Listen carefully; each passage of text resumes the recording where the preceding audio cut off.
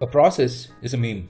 In fact, any process that isn't as intuitively understandable, easily adaptable, and seamlessly scalable is, at the very least, inefficient and more generally harmful for an enterprise. And sadly, most processes are terrible. So it really begs the question, why do you need a process in the first place? You need a process so best behaviors can be imitated at scale and optimal outcomes can be generated predictably with minimal intervention. It's so you don't have to reinvent things each time and teams can function autonomously. Picture an assembly line, if you will. Best behaviors, optimal outcomes. All of this sounds reasonable enough. But what if you can't agree on either? And the challenge is, if something is sufficiently complex, there will be multiple perspectives on both behaviors and outcomes. And if it's really complex, these will be point in time dependent. It varies based on when. Let me take an example. So finance wants compliance and marketing wants pipeline. Finance wants marketing to comply. Marketing wants finance to really get the hell out of the way. Behaviors and outcomes of both these teams seem antithetical to each other. So what should you do? I mean, you could reach a negotiated compromise and institute a process that satisfies some parties sometimes, in which case you compromise on either outcomes, which is compliance or pipeline sometimes. But what if those times have massive downsides? At a startup that is running at breakneck speed, this isn't a hypothetical, it's a reality. If a process doesn't objectively improve outcomes for all parties involved, and that's the key word, all parties involved, then you're better off brute forcing a problem through first principles. At least that way, things get done and you don't piss people off. You get the hell out of the way. It's important to recognize that a process is not an end in itself. It has to serve outcomes. And in the case that I just described, your finance and marketing folks could just hash things out instead of repeating that annoying phrase, but that's the process.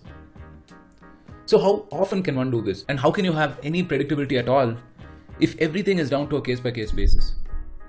Now that's a valid question. But not everything has to be a negotiation of this kind. How about you start at 50% and then progressively reduce it as things become more clearer, more predictable?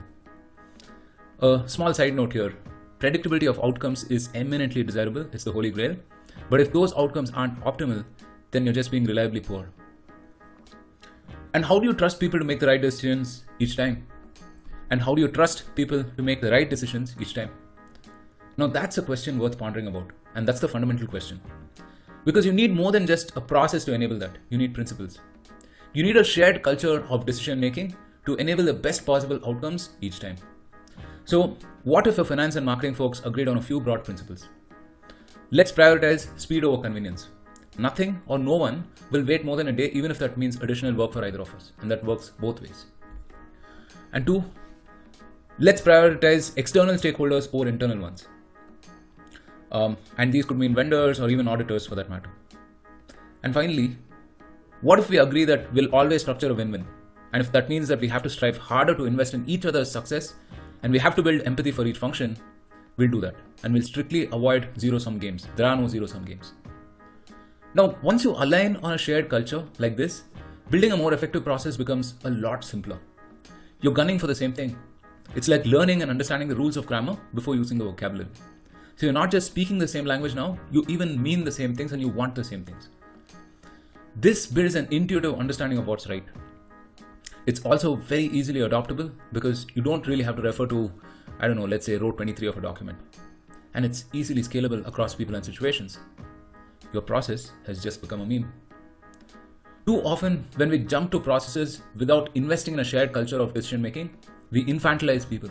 We deny them agency and set them up for frustration and failure. So, in the end, I wish I could show you a meme of Drake shunning processes and showing approval for culture. But the key thing here is not to pick one over the other, but really to understand that without a shared culture, processes won't really work.